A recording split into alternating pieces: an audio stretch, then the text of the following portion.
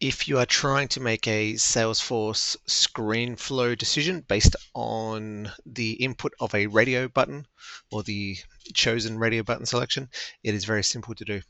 In this example, I've just got one simple question. It says, what's your favorite fruit?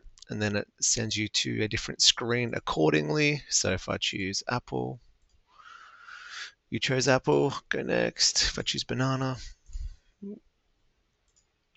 etc. And how we do that, so obviously I've got my screen here.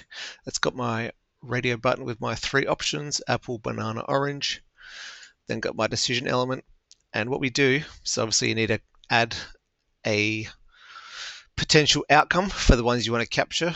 And then what you do, so firstly you search for the screen that the radio button's on. So I know it's on the Screenflow decision screen. And then depending what else you've got on that screen, you might see a few options, but I know that's the name, sort of API name of the radio button question. What's your favorite fruit?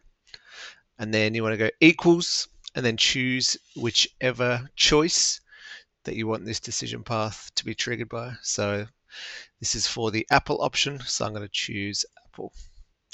And it's that simple. So just add the options, sync them up to the radio button question and say equals whatever the answer is.